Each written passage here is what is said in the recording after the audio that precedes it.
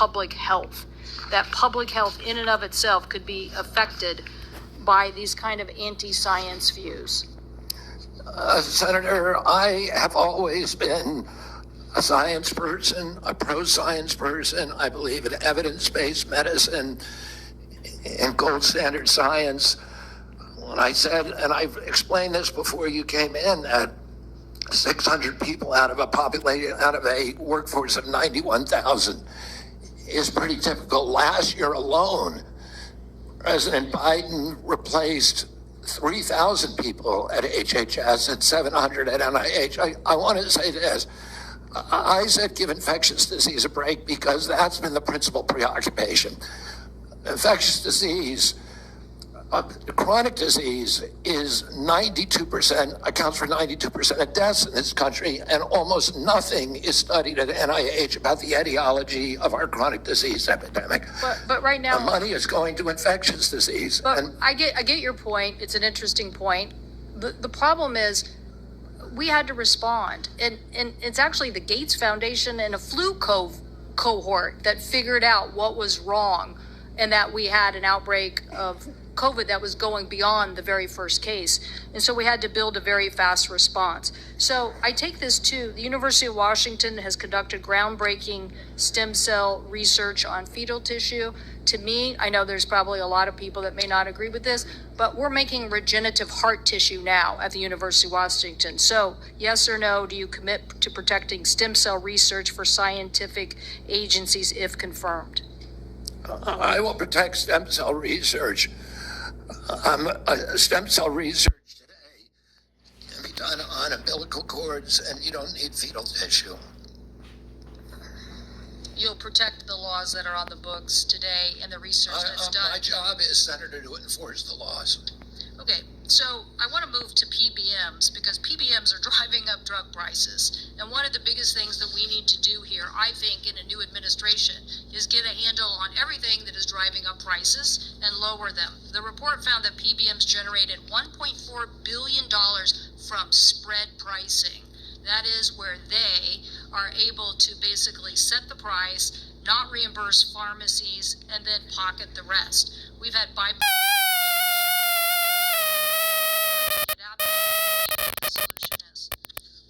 I think one of the really notable achievements of this panel was the PBM legislation that they put together in a bipartisan way. I haven't met a single senator, well, actually one only, but of the 60-odd senators that I talked to, PBMs and how important it was, and President Trump, during his first administration, pushed through a law to give transparency to PBMs. It got during the Biden administration. Luckily, this panel is resuscitating that. President Trump is absolutely committed to fixing the PBMs. My time is running out, so I just want to clarify.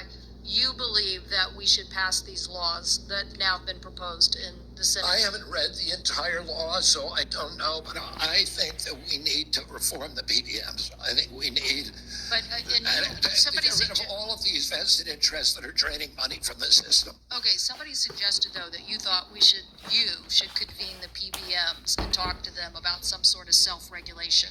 So I am trying to distinguish between these people who basically are doing illegal activities and ripping off, really they're creating pharmacy deserts in my state. So I'm asking you whether you believe that we have to legislate in this area. Again, I'm not being evasive. I just don't know exactly what the law says. I met with the PBMs. I met with pharma. My job is to meet with all the stakeholders. I've been meeting with stakeholders for 40 years. People I was suing, you want to hear from the other side.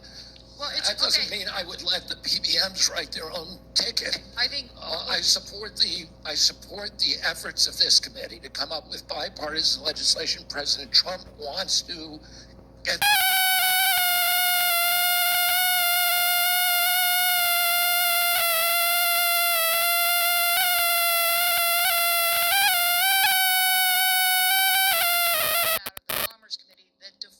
the legal activities that they are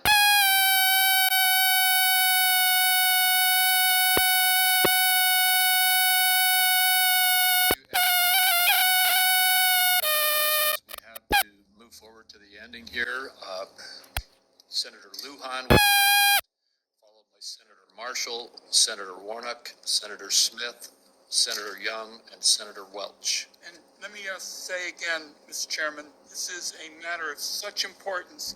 A number of my colleagues would like a second round, and I think it would be important. A modest amount of additional time to get into this on both sides. I know I have some questions. I want my colleagues to have the opportunity to raise their concerns as well. Well, it said, as I indicated to you, Senator Wyden, I'm not going to do a second round. I have been very generous with the senators. I think almost every single senator has had 7 minutes at least. And I will give you a second, as is our practice I think between the two of us. I'll then divide my time up with my colleagues. I'll Okay, be even you are briefer. welcome to do that. Thank you. Senator Lujan. Thank you, Mr. Chairman. Mr. Kennedy, when we met, you stated to me that it is not your goal to take away programs that work for Americans. Do you stand by that statement? Yes, Senator. Mr. Kennedy, do you know how many Americans rely on Medicaid? It's about 72 million plus the 7 million kids who are on chips. Appreciate that, 72 million. Yes or no, is it important that expectant mothers and newborns have access to health coverage? Is it important that expectant mothers and newborns have access to health coverage? Absolutely, Senator. Mr. Kennedy, do you know how many babies born in this country are covered through Medicaid? I would guess, I don't know the answer, I would guess about, that is 30 million.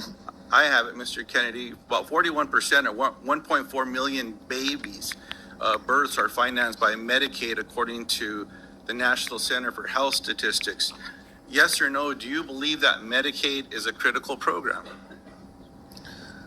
I believe that Medicaid is a critical program, but that it's not working as well as it ought to be. And President Trump has asked me to make it work better, that most Americans are not happy with it, that the premiums are too high, the deductibles are too high, and everybody's getting sicker. Too much money is going to Mr. the Kennedy? insurance industry. I have a series of yes or no questions. They're pretty simple. Because you heard we're not going to get a second round of questions, I ask for your indulgence to be able to get through them yes or no. In New Mexico, as you know, Medicaid is often measured state by state. It might surprise you if you look at some of those surveys. In New Mexico, the response was 90% of New Mexicans on Medicaid report satisfaction getting care, 80% getting specialist care, 85% getting urgent care, 95% ease of filings out of focus. Not to pick on any one of my colleagues, but in Louisiana, 86% of people on Medicaid are satisfied with their interactions. 83% are satisfied getting care. 85% are satisfied getting specialized care. 82% getting urgent care. I can go on state by state, but we don't have the time today. Yes or no, do you support cutting Medicaid or reducing, and especially in an area where you and I spoke about with the federal investment in Medicaid, which is known as FMAP? President Trump has not told me to that he wants to cut Medicaid. He's told me to make it better. Do you support cutting, yes or no? Let me ask you this way, since it's only about I President support Trump. making it better, Senator. If President Trump asked you to cut Medicaid, will you do it? Oh, it's not up to me to cut Medicaid. It would be up to Congress. Oh, and You don't want to I'm going answer? to work. I'm Sir, going to work, Mr. Senator. Kennedy, Mr. Kennedy, you don't want to answer? I'll move on. Do you know how many states will end? Mr. Chairman, if I may pause my time. So I understand that people are getting asked to leave if they stand up with signs, but there's a lot of other as well, Mr. Chairman. So it needs to be extended to everyone. As Mr. Kennedy said, we should respect each other when we have a difference of opinion. We're just trying to do our jobs here and trying to ask questions. That's all. And that's all I'm doing with Mr. Kennedy, folks. So I just hope that we can. Senator do that. Lujan, you are right, and I ask the audience to please be respectful. Thank you, Mr. Chairman. I appreciate that very much. Mr. Kennedy, do you know how many states will end their Medicaid expansion if the federal share of Medicaid drops? Well, there's 40 states that have signed on to the expansion. So, It's a smaller number, so it's 9 states would quickly have to end their expansion because of the laws that they have. That's about 4 million folks across the country, and in New Mexico, Iowa, and Idaho, they have triggers that it would immediately have to go into effect if in fact that gets cut. The reason I'm asking those questions is there's been a lot of chatter and conversations around Medicaid. Now, I agree we can always do better, and we must be doing better in America. But Medicaid has been shown to improve health outcomes, including mortality, quality of life, and access to preventative care as well. And there's some areas, Mr. Kennedy, that you and I touched on specific to Native American communities. One of the concerns that I have are these programs matter to folks. You shared your passion about caring for folks. I believed that passion. My question in this area is, as you know, when folks are doing research and they're going to check to see if medicine works on someone, if they're not included in that trial, it often doesn't help them. That's what all the evidence shows. So what are you going to do when programs are eliminated to require the inclusion of Native American? Fourth, the effort to lower inflation. It's not going to happen overnight. Americans in clinical trials when it comes to life-saving medicine? I'm going to do everything I can to make sure that there's Native Americans in clinical trials. As I said to you when I visited your office, I spent 20% of my career working on Native issues. My family's been deeply involved with them. My father and uncle were big critics of the Indian Health Service, a failure to deliver. You explained to me how Trump's a traitor and he's out for himself. Good health results or health care on the reservations. I'm going to bring a Native in for the first time in history into my central office, that all the major decisions in my office will be that he will have it. He, we've already interviewed candidate, a very, very good candidate, will have direct impact on all the major offices. One of my priorities is to I appreciate that. I have a follow-up in that space specifically. Will you commit to finalizing the congressionally mandated FDA guidance to increase clinical trial diversity? just repeat that again. I'm sorry. Will you Senator. commit to finalizing the congressionally mandated FDA guidance to increase